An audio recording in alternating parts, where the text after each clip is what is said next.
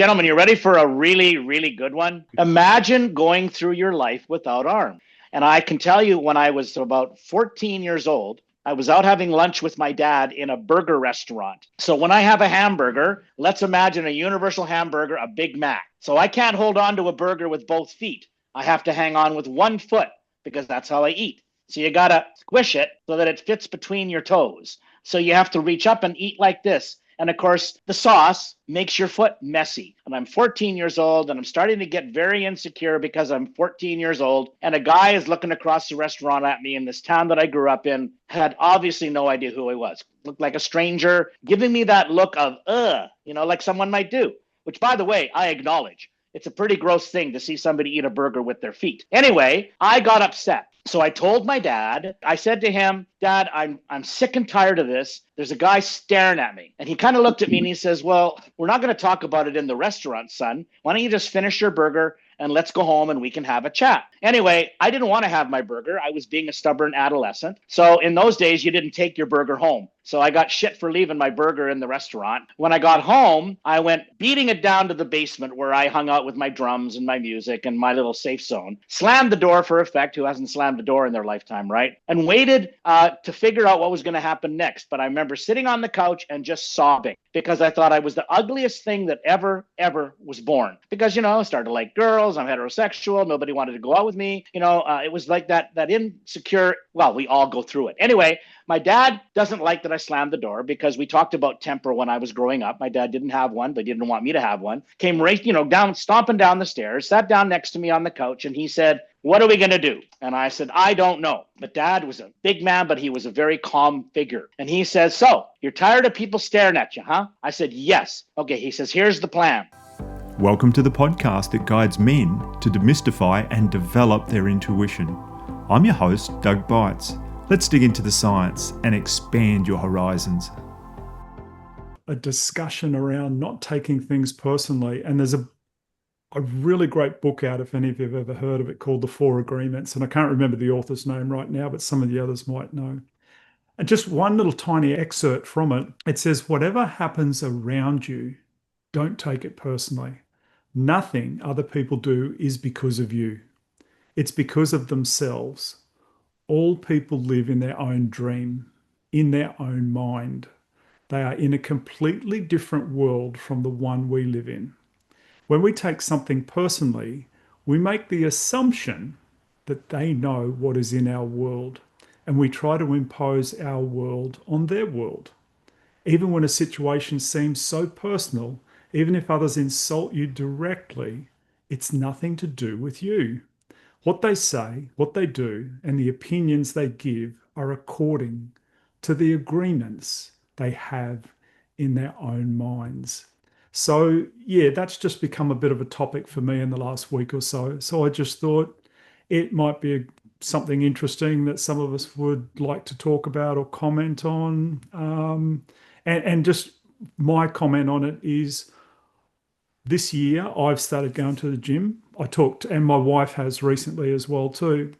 And our youngest son's a gym junkie, like full on. He goes every day. He's super fit. He's a personal trainer. And we sort of said to him, Mum, it's a bit off-putting because everyone in the gym's a lot younger than us and everything. And he goes, Mum and Dad, nobody in the gym is looking at you. They are all so self-absorbed in their own little bubble. And we're like, oh, okay. And when we go to the gym, I'm like, oh, I'm really self-absorbed in my own little bubble of what I'm doing. And you look around and the gym can be chock full of people. No one is looking at you. No one's interested in you. Yeah, it's intimidating because they're all a lot more muscular than I am, et cetera, et cetera. But the only time they're interested in you is if you're on the machine that they want to get on. Like, they're kind of glancing like, hurry up, mate, get off there. Apart from that, they can give a hoot whether you can lift the weight or you can't lift the weight or you can do it properly or not. So so from there, anyone else want to start to chime in and comments, thoughts on that one? This is so interesting to me because I have a client right now who a big part of what he's trying to get over is he feels judged all the time. And he's come to the realization himself is that he's done a lot of judging, and the more judging he does, the more judged he feels. Um, and he's always looking to see who's judging him, what people are thinking, how he's being judged. That's part of it. And the other part of it, when you were talking, I fully believe everything that you just said. I totally believe it to be true. I believe in cause and effect. And when you asked, like, what about what I'm doing makes you feel that way to get people to the bottom of it. But when you are targeted by somebody, which I have been, especially in the entertainment industry, I had a celebrity, a host who just was after me, calling me names, making fun of my kids, trying to get me to do push-ups for him. It does feel like it is because of you and not them. You have to really do the work to say, this is their thing. It's not my thing. This says nothing about me. It says everything about them. But it's not an easy, it's an easy thing to say. It's a hard thing to practice.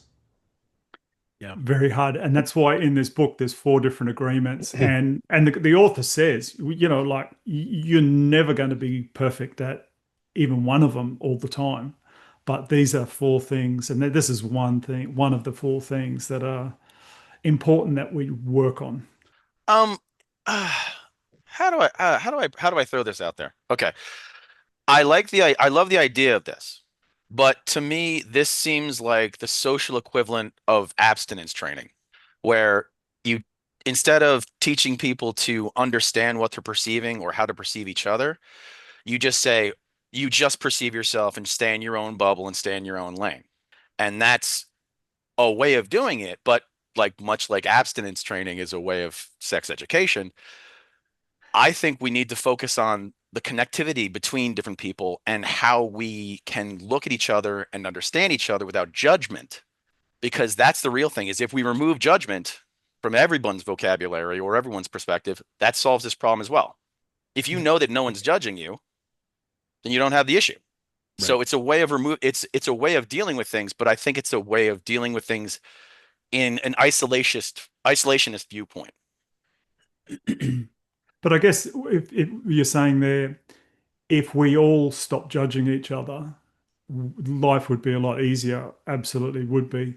And so if we learn to not take things personally because we know that people really aren't judging us, they're expressing what's going on inside themselves.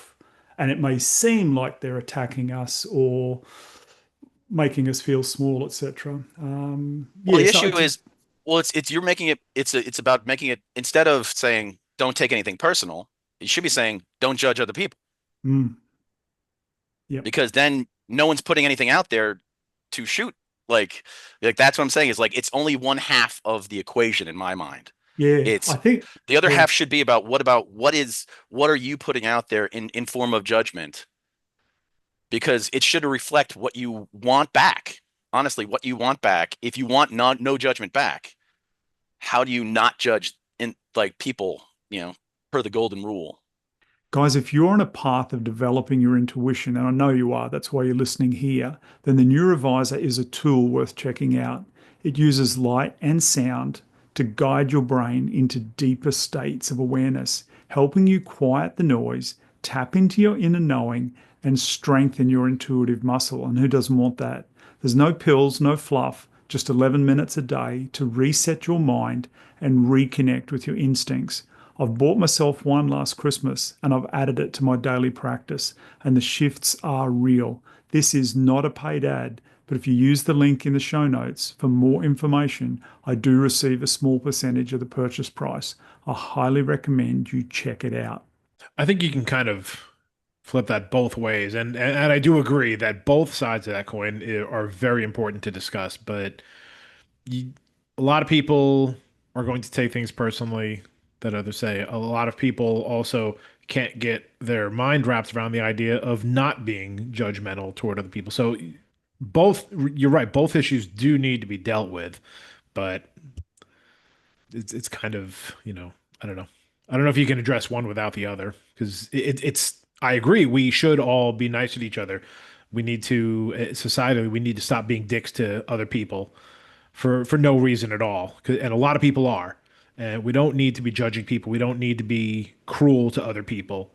But I think let's I think that's a bigger ask to get people to not be jerks to other people. And then unfortunately more people are jerks than not. It's just unfortunately, look, I'm not saying there aren't good people in society. There are.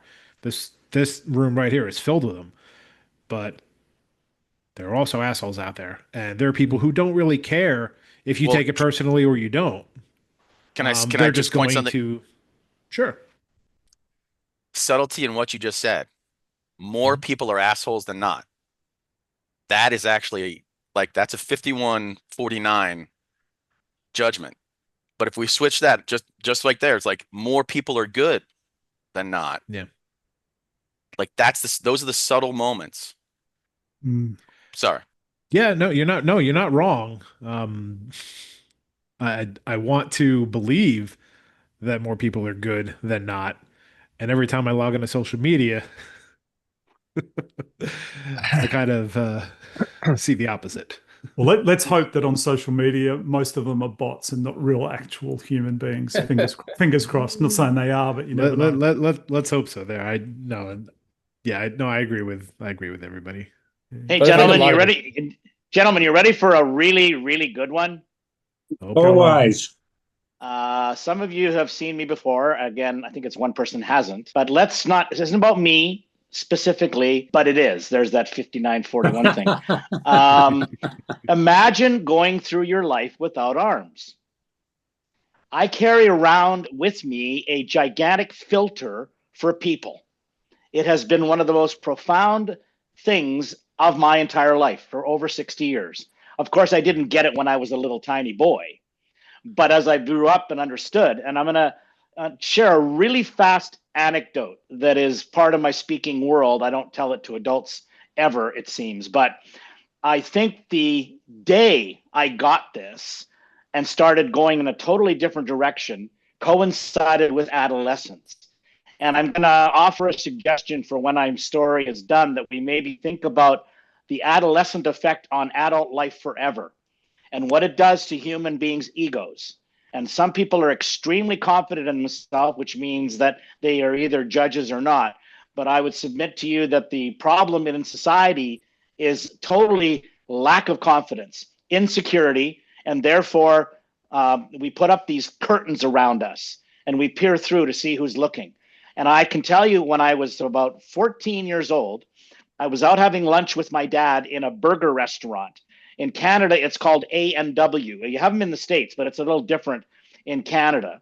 And again, those of you, none of you have seen this before in the context of a story, but imagine me telling this story to teenagers. So when I have a hamburger, let's imagine a universal hamburger, a Big Mac.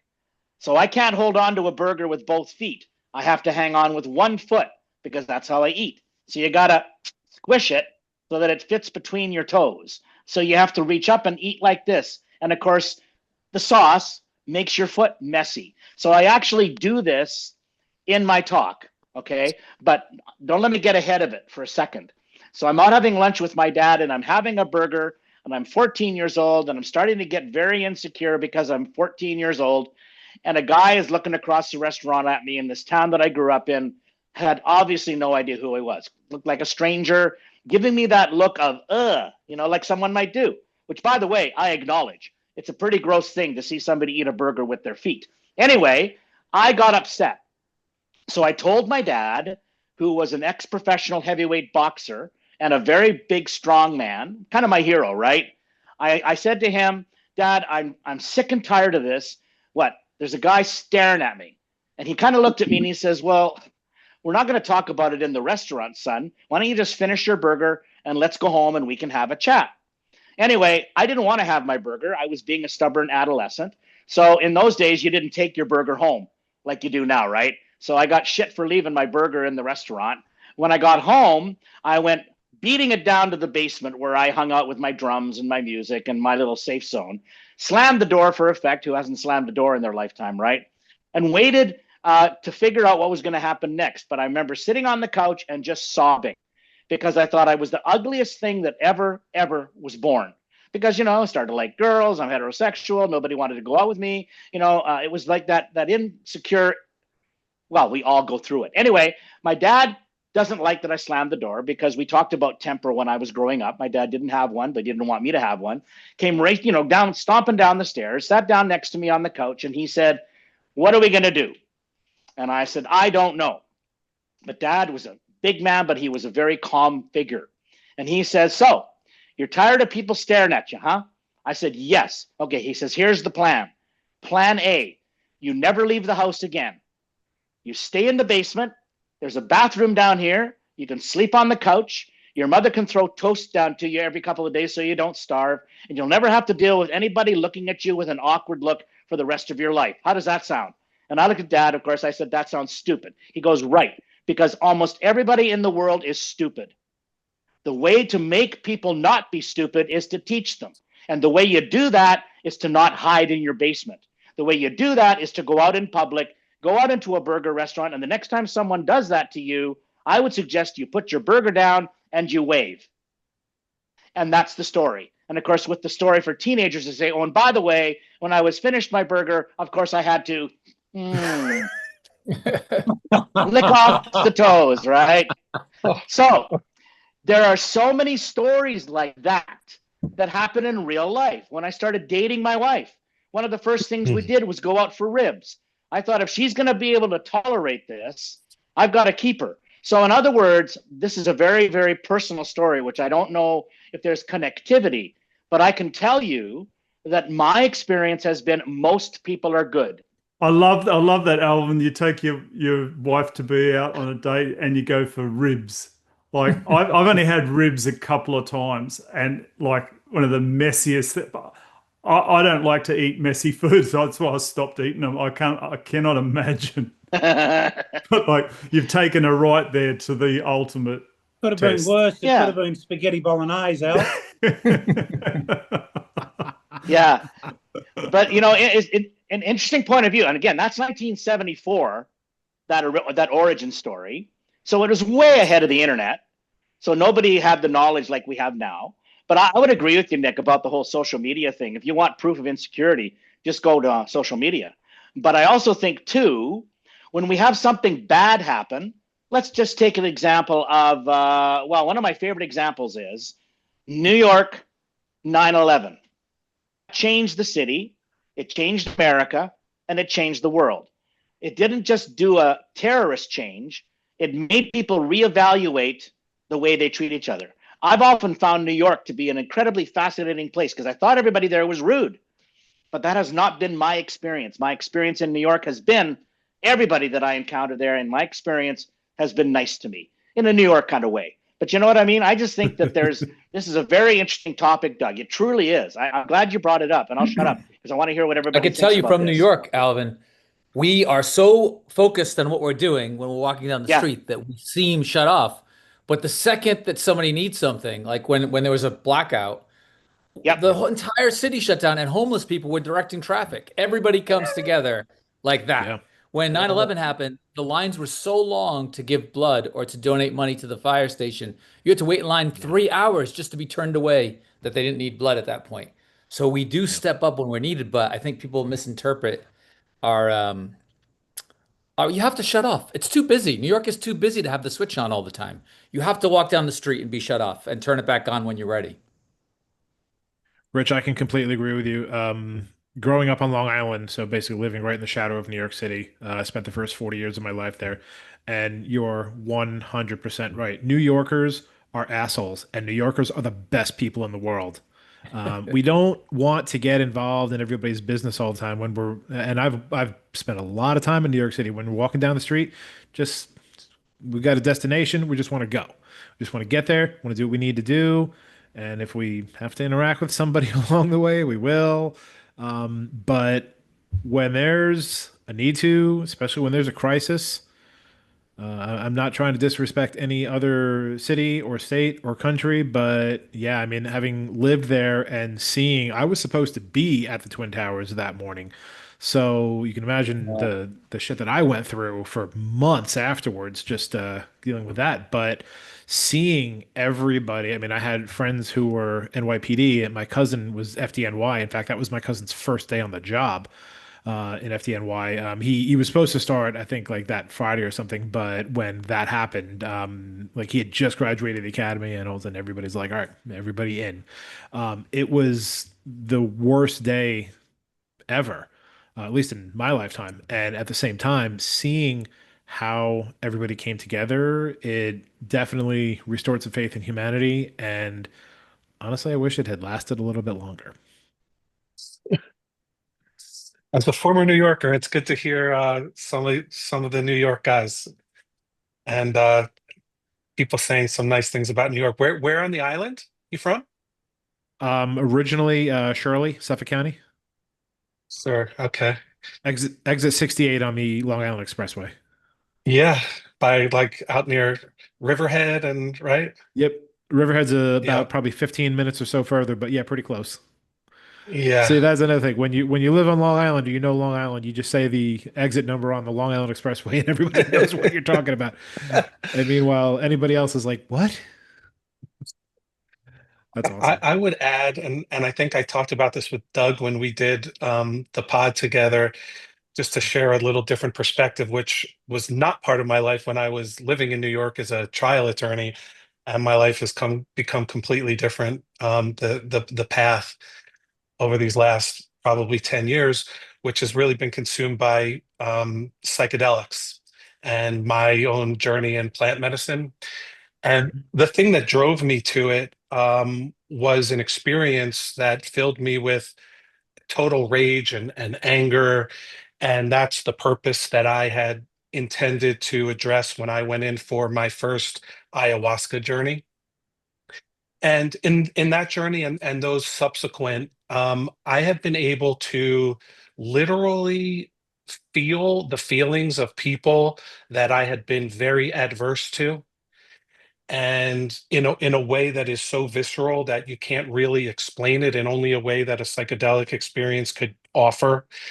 But what you take away from that as you like get back into the mundane and the everyday existence is if you try to maintain a little bit of that crumble of that knowledge, because the experience is like you realize that we all come from the same source, and it's so universal that like especially in a place from New York where there are 3,000 languages being spoken and every religion you could possibly conceive of and every type of background, you lose that. And I think that is one of the main tests that we come into this earth life to face, is to not realize the connectedness that we all really share. That's really kind of the main thrust of the game.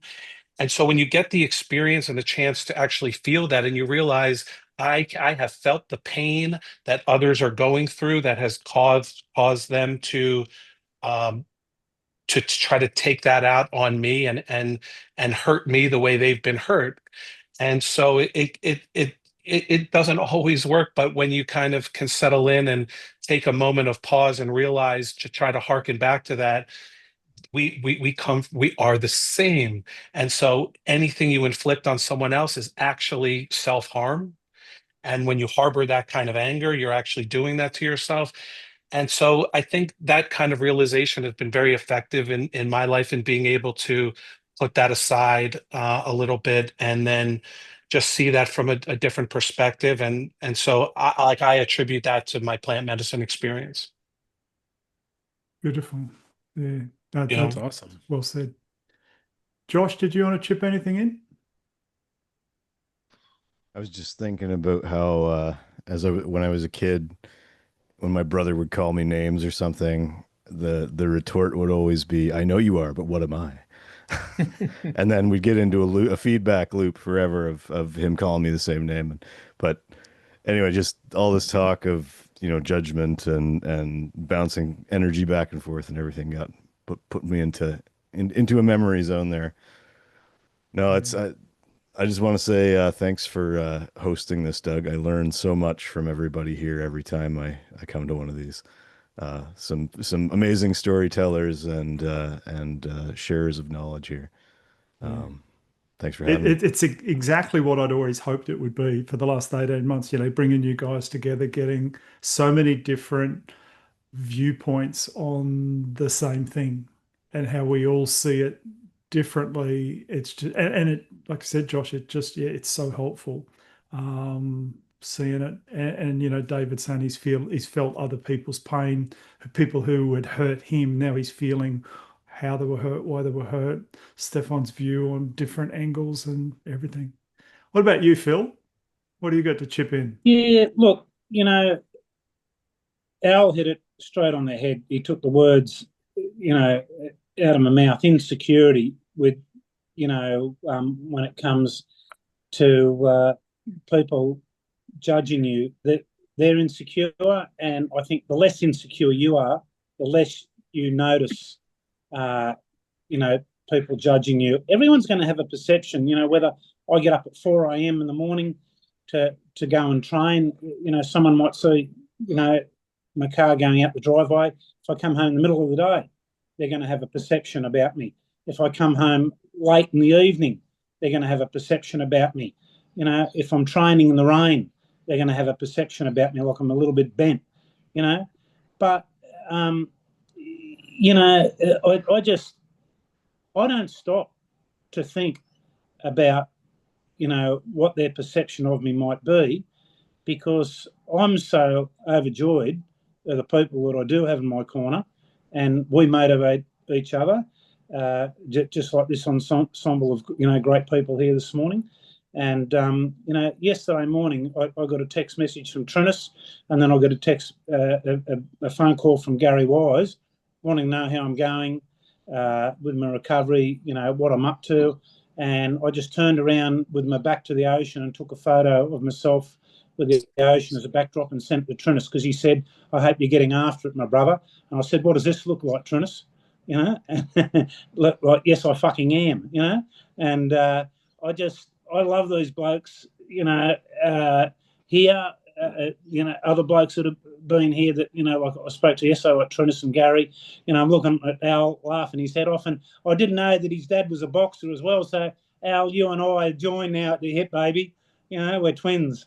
And, we've got one arm each. I'll lend you one of mine, So, I just, mate, I love that story, in the restaurant.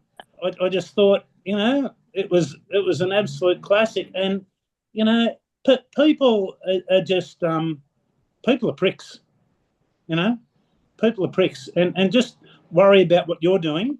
Who gives a fuck about and anyone else? Like what I've been through, to achieve 3 world records, was, I've put myself through, the Mincer.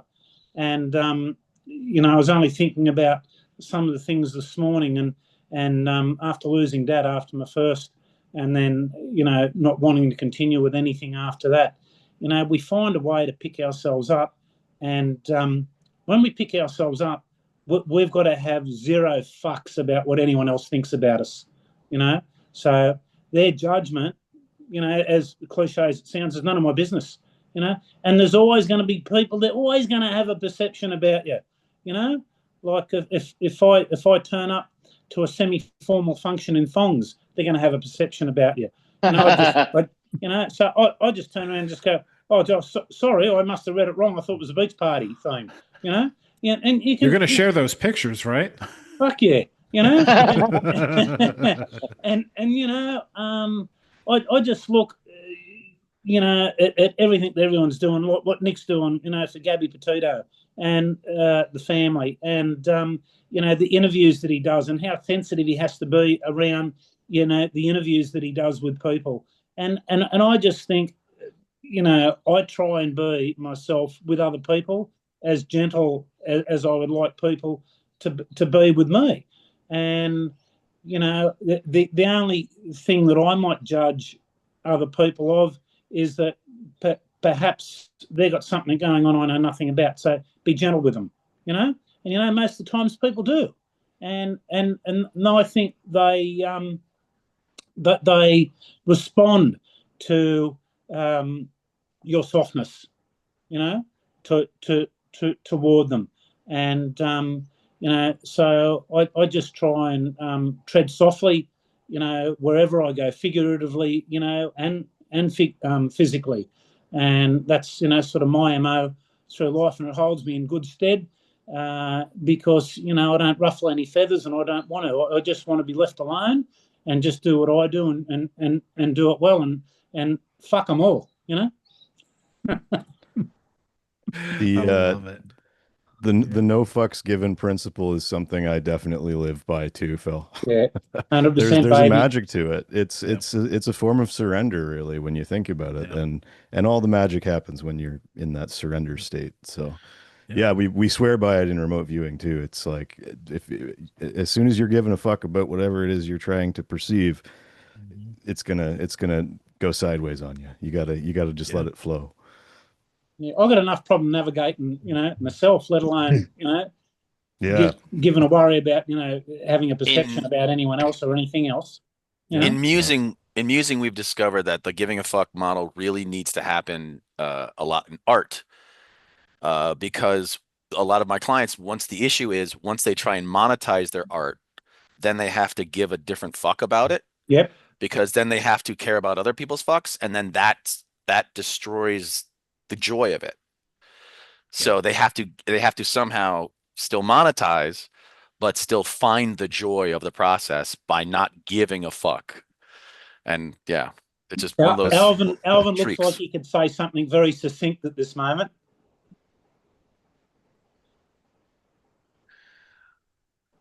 Well, you're muted there. Yeah. What I was going to say, hang on, I want to get back to the gallery view here. What I was going to say was, Phil, you're right. I think, you know, to add on to that, that's essentially what I do all the time, you know, because I know people are judging me, but I'm also 65 years old now. So it didn't just happen overnight. Like that experience that I was talking about in the restaurant, that was a teenager experience. But as I got older, I think what I discovered was, in fact, the benefit of having this body of mine is a real bonus, because it keeps away the pricks. Anybody who doesn't want to hang out with me, good. As you would love to say, Phil, fuck off. Fuck 'em. Right? Because why would I care about worrying, losing emotional grip because such and such doesn't want to hang out with me? You know, that is classic, again, teenager syndrome, right? Where you want to hang out with the most popular people. I understand that. There's nothing wrong with that, by the way. But what I find, again, to add to what we're all talking about here, and that's why this book would be, I think, quite an intriguing read. Doug, thanks for bringing it up, because I'm always fascinated with what makes people judge. You know, and again, this can take on all kinds of different positions.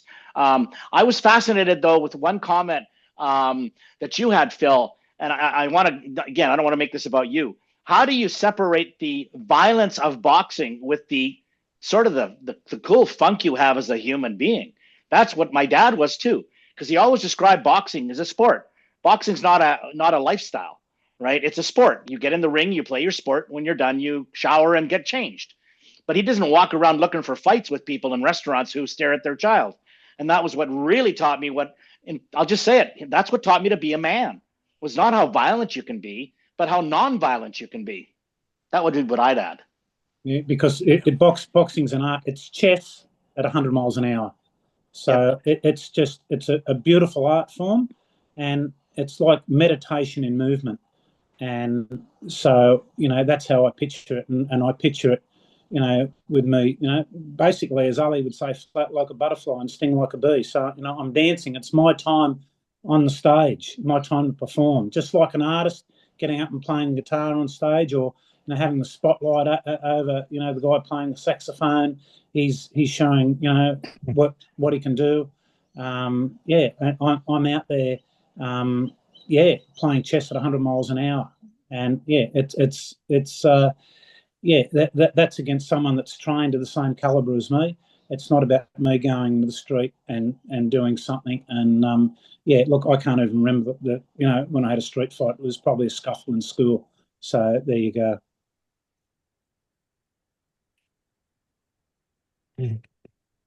Nick, did you have a story? Sorry, Interesting. where you go, David? I was just that comment just made me think about a vignette someone was saying about someone cutting them off in traffic, and then you respond, and there's anger, and you get into this little fight back and forth. And then they said, but if you change the situation and you had just that morning realized that you had won the $300 million lottery and you're there, the ticket, and you have to just get in the car. And the only thing you're really concerned about is, I've got to make sure this thing is secure, and I'm starting here, and I've got to get to the station. And at that point, in that scenario, if you got into the same altercation with that person, and he's yelling all kinds of the worst possible things you could imagine, what would your reaction be then? And under no circumstance in that case would you be distracted, regardless. It couldn't matter anything he said to you, because I have to get to the place, and it would have zero effect on you. And that's sort of the mentality, I think, right? Well said, David. Well Yeah. said. Yeah. Nick, in the chat yesterday, you said you had something along this lines to share. If you got a little story you want to share? Sure. So it's I don't think it's as intense as some of these topics are. It's little bit different. So obviously, as everybody knows, I have my podcast. And Phil and others, thank you so much for all the incredible kind words that you have said and continue to say about it. I love you, Recent, Nick. I love you. I love I, your I vibe. I love your heart. I love what you're doing, baby. I love you, brother. I appreciate it so much. I have been absolutely. I have been, obviously working really hard on this podcast because I believe in what I'm doing. I believe in the the overall concept and the theme of the podcast, and also, I've been putting some thought into it recently, and so I recently released episode 60. You Yeah. had specifically mentioned the story of Gabby Petito. A couple months ago, I had her mom and her bonus dad on the show, and episode 60 was her dad and her bonus mom. And it was another incredible episode. We had an absolute blast. And something that I've been kind of thinking about for probably a couple of months now is this podcast is not growing nearly in the direction that I would like it to. Now, I know that these things don't happen overnight. I know these things take time. I just can't help but think that with the topic that I'm talking about, dealing with grief, trying to normalize and humanize conversations that a lot of people don't want to have, but giving the space to do so. I thought it would be something that might catch on a little quicker than it has. The downloads are not there. Actually, Nikki Schmidt, Gabby's mom, had actually put me in touch with her agent because they've had a couple of things. Nikki's working on some projects. They had the Netflix project, the Gabby Petito documentary, and she'd put me in touch with her agent and said, let's see if he can do anything for you. Had a great conversation with him, but ultimately, what it came down to is he said he had reviewed my website, my podcast. He knew what it was all about. He had talked to Nikki about it, and he said it's incredible work that you're doing, but you don't have the public support. You don't have the downloads. He's like, there's unfortunately at this point, there is nothing that I can do. There's nobody that I can put you in front of who's going to want to do anything of significance because you just don't have the visibility. And I didn't, that was something that I definitely, I guess I could have taken personally, but I also didn't because I mean, it is what it is. He was 100% right. So since then, this was probably about 2 months ago when I had this conversation. That was kind of what got me started on I mean, I could have taken it one of two ways. I could have been like, fuck, he's right, and this sucks, and I should just give up. Or I could go the other route and say, if I really want to grow this, what do I need to do? And I don't have the answers because this is a situation of I don't know what I don't know. So I've been doing a little bit of digging, found a guy. Actually, well, I had found this guy, but then one of my recent guests who I did a intro interview with, she had also recommended him. So I looked into him. He runs a podcast called Podcasting Business School, and basically designed to help people grow their podcasts. And so had an exploratory call with him, and then ended up signing up with his community. And he also looked at my stuff, the website, the content, listened to the intro episode, and he said, "What you're doing is phenomenal. It so badly needs to be done. It needs to be out there. The content is great. The stories are compelling." And the one big piece of feedback he gave is the name of your podcast is killing you. And I said, "All right, tell me more." And he said the biggest thing has to be not just you need to have good content, but the name of your podcast, for somebody who doesn't know you, who hasn't found you yet, the name of your podcast is going to be the first thing that they see. The artwork is going to be the second. And he said the name of your podcast needs to tell people who it's for and what it's about. And if it doesn't tell that, you're screwed. You're dead in the water.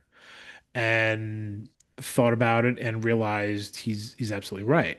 And there's a whole slew of content and videos and everything that he's got in his community. I mean, I've been going through it for 3 days and I'm not even close to done.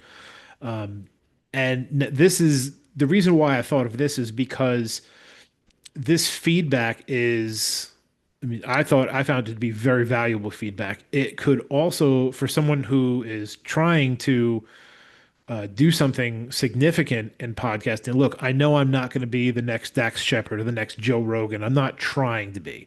But what I have realized is this podcast has, almost become a second job. I mean, it is basically a second job. And I don't mind doing it. I love doing it. But kind of something that my wife and I have talked about is if I keep doing it like this and it never goes anywhere, it's fine. Am I going to be okay with it? And honestly, part of me would be, because of the work that I'm doing, that I believe that I'm helping people. But at the same time, when there is absolutely no return on investment for something that I'm putting so much work into, after a while, I'm going to start to say, is this really the most productive use of my time? Especially if I'm only getting 75, 100, 150 downloads per episode after 30 days. And so that's why I basically engaged with this guy, had the conversation, and I'm going through his content. And he was incredibly supportive. He said, you're on the right path, but the name is something that, like, if you want to draw people in, you need to consider a rebranding. There's a few other things I'm going to be rebranding, but I'm not going to get to that right now. But the roundabout way of what I'm saying is, it's feedback that I could have taken personally, and I could, even if he didn't mean it personally, I could have said, well, he's basically telling me that, I've got shit here. And I know other people who would have said that. I know other podcasters who don't have a lot of downloads who, if you told these people, you need to change your name, you need to change your logo. I know you love the name, I know you love the logo, but you need to change it. Some other folks would have flipped shit and would have been like, "Fuck you! I don't know what you're talking about. You're wrong. I've got something here." But instead, I chose to, because I know he's 100% right, and I've chosen to take that as incredibly constructive feedback rather than criticism. And I put a pause on releasing new episodes for about a month. I mean, I'm still doing interviews, still doing intro calls, but right now I am rather than putting out new content at the moment, I'm putting full focus on what this rebranding is going to look like, because I do want to make something out of this. And I know that everybody loves what I'm doing. I know the people that I've interviewed, the guests, have said how necessary this is. A lot of the listeners have said it, but I'm not reaching nearly who I want to reach. When I'm getting, like I said, 100, 150 downloads per episode, it's nothing compared to the number of podcast fans and podcast listeners that are out there. So that's kind of my roundabout story, is that I have taken the the feedback, the constructive feedback that could have been taken very personally, and I went the exact opposite way, and now I am, I by the time that this rebranding is done, the podcast will have a new name. I have no idea what it's going to be. Is still going to be around grief, but it's going to be expansive because the problem is this podcast is intended to be all inclusive for everybody, for all types of grief, for all kinds of story. And the episodes prove that. The name does not represent that. So, Nick, most people who see it don't know that it's a grief podcast. The people who can try to figure it out think it has something to do just with dead dads, and it's not. And so that's why I'm doing that. And that is a piece of feedback that I received that I am so grateful for. And again, like so many people that I know personally would have taken that incredibly personally and said, this is, you're doing this wrong, when he's not saying that at all. He's saying, you're doing this right. You need to change up a few things if you want it to go in this direction. Yeah. And Nick, yeah, I mean, and the bottom line is you've gone to him for help. And like you said, Absolutely. some people would say, I don't like your help. You're attacking me personally, etc. But the Right. other thing is, Nick, with 60 plus episodes out, you're in the top 10% of podcasts in the world anyway, because the average podcast doesn't get past 8 episodes. Right. So you're already in the top 10% because Absolutely. you're nearly 10 times past that. So yeah. I hear you. Yeah. Yeah. Nick, And this I've been is- on Nick's podcast. He's been on mine. I love what he does. I got to I told my story about my dad who'd passed a year or two before that. And I love sharing it. It was great for me. It helped bring stuff out. Intuitive information came through as I spoke about it and spoke about things that I didn't enjoy about my dad. And it was very helpful. Yeah, it was great. So and your interview, our conversation remains to this day one of my favorite conversations that I've had on my podcast. It was just such an in-depth and honest and open conversation. And yes, they all are, but at the same time, without trying to, play favorites with my interviews, I'm allowed to say that because I'm the host. It was just an incredible conversation. The last piece of feedback that I will throw out there is I actually have booked two pretty decent names. Not that I'm trying to go after all the guests, but I have secured an interview with Heather Locklear, and she's kind of been destroyed by the media at times, and at the same time, I mean, I've gotten to know her, and she's just a hell of a human being. And also for anybody who is fans of music, if you know the Allman Brothers band, Greg Allman, his widow, Shannon Allman, I'm doing. It's actually probably going to end up being a 3-part interview with her because there is so much to cover. So those are interviews to look out for if anybody is interested in the coming months. cool. Very good. Very good. Yeah. And that's all I've got. All right, so we've got a bit over 10 minutes to go. Anyone else got anything on the topic that they want to share? I just want to comment to Nick. I don't know your podcast. Yes, I sir. haven't heard the podcast, so I can't comment on what the podcast is. But the name of the podcast, as soon as I saw it, I thought, that sounds really cool. I know somebody just told you Thank the you. exact opposite, but I was like, wow, that is really interesting, and I want to listen to that podcast. So, and I spent my whole career creating, selling television shows, coming up with a good name for a television show. Sometimes I was in a back room for 3.5 months. We had the whole concept. We couldn't figure out the name. And I was looking at your name going, damn, that's a really good name for a podcast. Thank you. I appreciate that. It actually started as kind of a dark humor joke between my 3 younger brothers and 3 of my friends. We've always been tight forever. I've known these guys since I was like 12. The 3 friends, my brothers, I've known my whole life. But we've always been guys who deal with dark humor as a way of like a coping mechanism. And when, at some point we realized our dads were all gone. And so then the joke became, oh, they're our dead dads. And so when I decided to start a grief podcast, it just seemed like I knew a lot of people weren't going to get it, but I also thought it was a fun name, but I don't know. I mean, some people love it. Some people are like, what's it about? Oh my God, I got it right away. Yeah, And I I was did like, too. wow, Like, our dads have such an impact on us as They men, do. especially. And it actually the name of it is not only good, it actually made me feel emotional. I was like, wow, I really would want to dig in and listen to some episodes. So, that's just my two I cents, but I it thank sounds you. like a Thank great you so much for podcast. that. I appreciate that. Thank you. Well, I mean, the episodes aren't, even if the rebranding happens, the episodes aren't going away because the episodes will get carried over. So they'll always be there if you're up for listening. And episode one is my story, and then it just kind of goes from there. So would love if you listened, and totally understand if you're busy if you don't. But I definitely appreciate the feedback. I really do. no worries. Thanks, Nick. And Barnaby's just chipped in. Hello, everybody. Sorry I'm late. No worries. Barnaby! Barnaby, your first time on, you probably know Phil. Mate, quickly, just tell us who you are. And I interviewed Barnaby yesterday on the podcast, and he already is. And I got onto Barnaby through Phil. Tell us who you are. Give a couple of minutes. Who you are, where you are, what you do. Sure. Thanks, mate. Good morning, everybody. I'm morning. Barnaby Howarth. I met Doug and Phil through a bit of serendipity.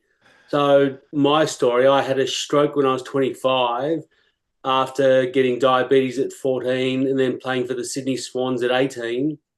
So I thought I was going somewhere with life after I played for the Swans. Thought it was going to be awesome, but I never found that mystical X factor that Doug and I spoke about yesterday. I thought I needed to be better, thought I needed to be somebody. So I just kept on plodding along, working hard, being good to people, rolling my sleeves up, thinking it wasn't enough.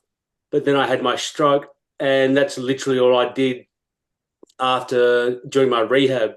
I was waiting for my X factor, and I was pretty flat that I couldn't find it.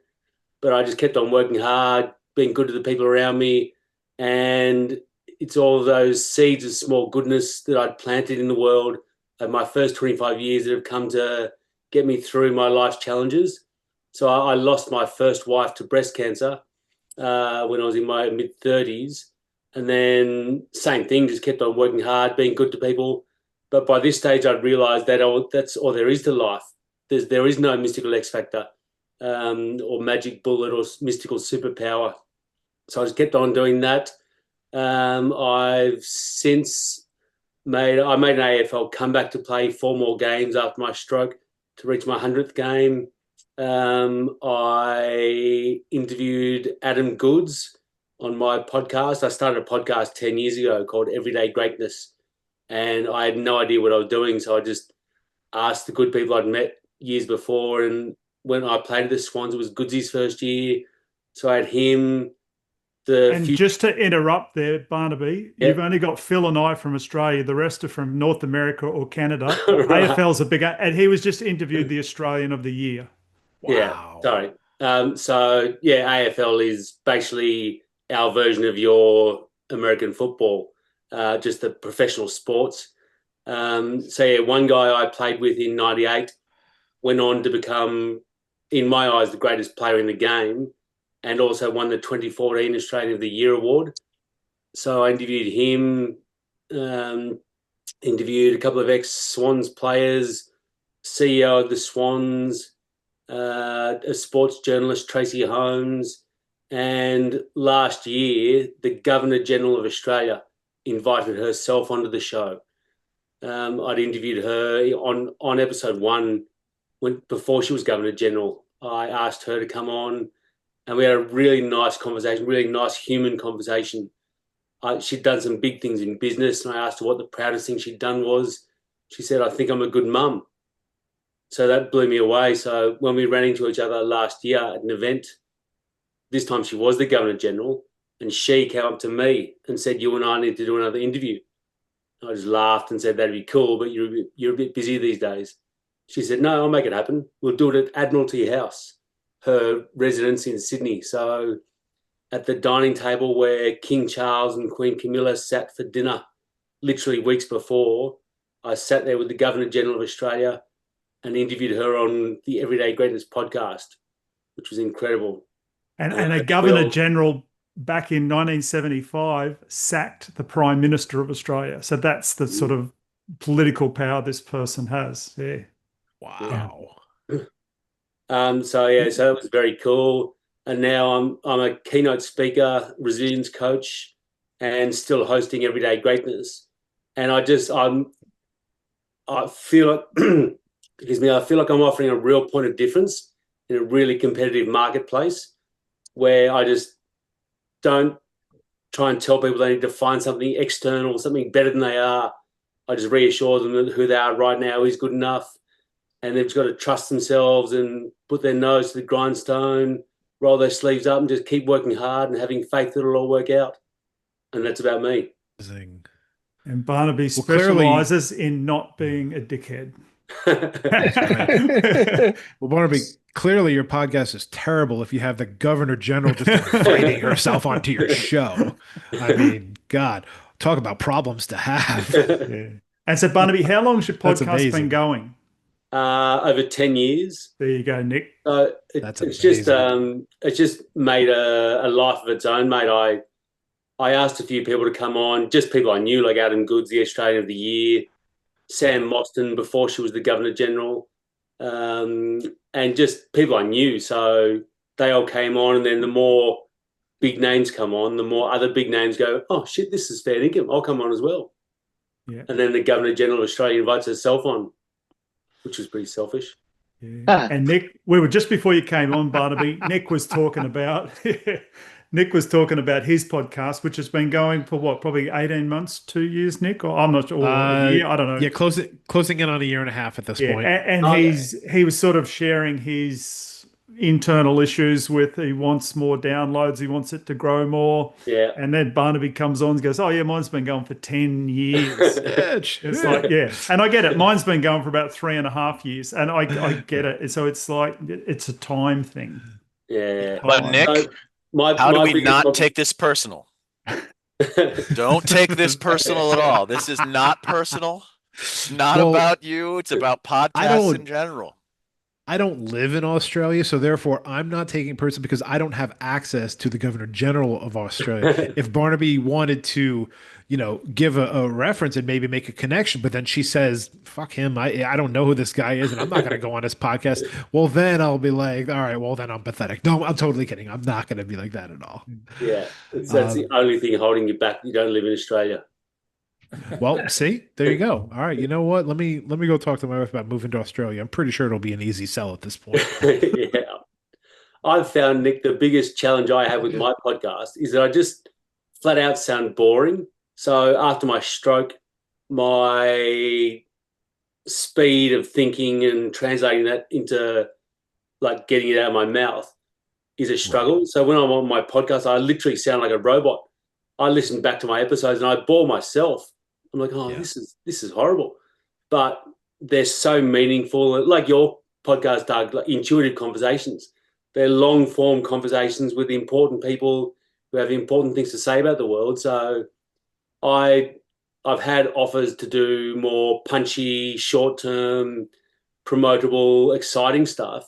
And I thought, you know what? Fuck it. I don't want to water down what I'm doing to make it sound more TikTok friendly. Exactly.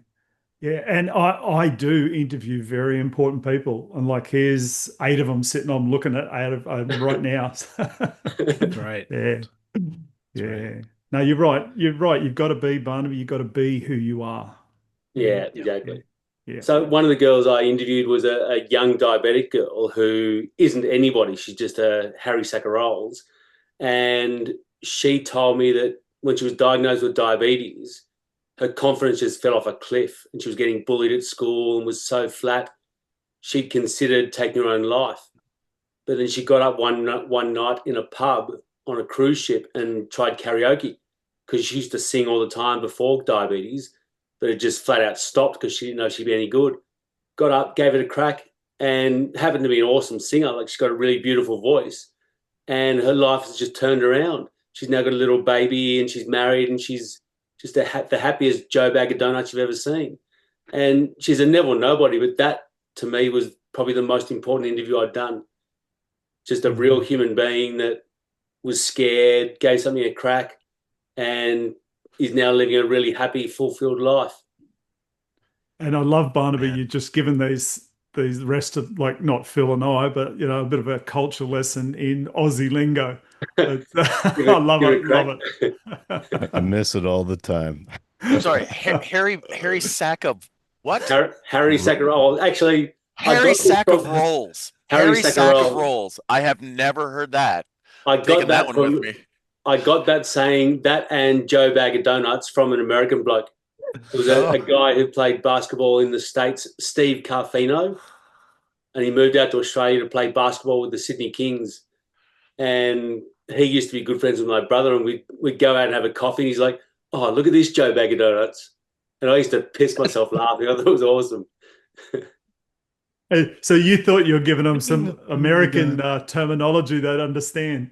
Yeah, I thought that's how you describe people over there. Well, the Joe Bag of Donuts I had heard. The Harry sack of rolls. Yes. No, that is that. I thought that sounds like something they say in the weird sticks or like the Outback. Yeah, America. You got a Harry sack of rolls there. Make them rush. Oh, guys. Barnaby, you've come in and Doug. Just lit the group up. Sorry about that. It's great. I love it. Nothing to be sorry about. God. Awesome. Amazing. Yeah. All right, guys. Well, we've been going an hour. I'm not going to cut us off right now. Anyone got any final things they want to add in before we wind up? Well, I got to head out. I got to date with my wife. I'm taking her to Fantastic Four. But, gentlemen, see you next time. Stay Harry. Okay.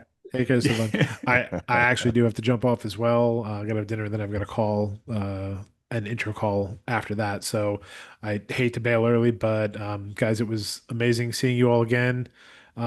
Thanks for everything, and thanks for hearing me, the feedback, and can't wait to see you for the next call. Hopefully, I'm so glad that I was supposed to have an interview at this point, and she asked if we could reschedule, and it just worked out perfectly. So hopefully the next one will work out the same, and I will not have anything going on, and I'll be able to see you guys on the next call. No worries. Thanks, Nick. Good luck with the podcast. Thanks, everybody. Great seeing you. Thanks so much, everybody. Have a great night. Okay, bye. Yeah. Anyone else got any final words they want to chip in? No, that's it. No. It's a wrap. It's a wrap.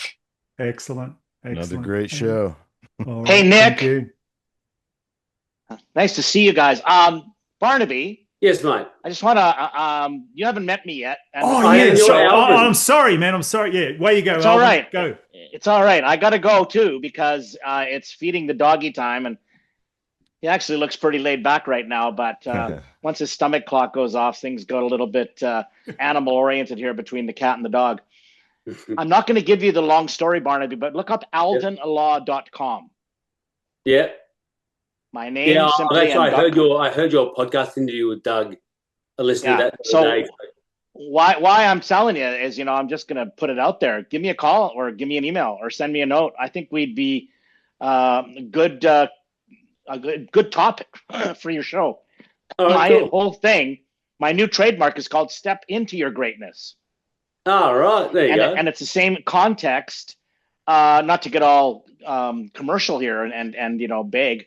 But the reality is, I think it's a great message for people that are, in fact, not well-to-do, that people who are struggling every day and people that have challenges. It's what my main audience is when I speak in North America primarily. But I just thought you might have a fun time just checking it out, because I agree with you.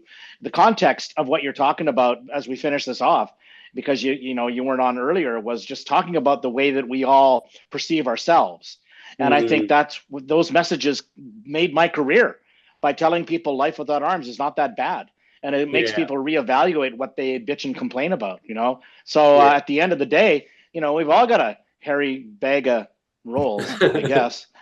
That's a good one. I love that one too. But, your energy alone, nice to meet you online. And, hopefully we'll get a chance to chat again next time, because thanks again, Doug. Cheers to all you. Toes up. And we'll keep in touch, okay, gentlemen? Thank you, mate. I'll be in touch. Thanks. All right. Thanks again, guys. Doug. See you, boys. Well, we're at the end of another thought-provoking episode. Remember to subscribe so you'll be alerted to new episodes. I want to say thank you to the men who are joining me on this journey of intuitive development. I truly hope our time together has expanded your reality and reinforce trust in your ever-reliable gut feeling. Embrace your intuition. It will not lead you astray. Until next time, stay tuned, stay curious, and trust your gut.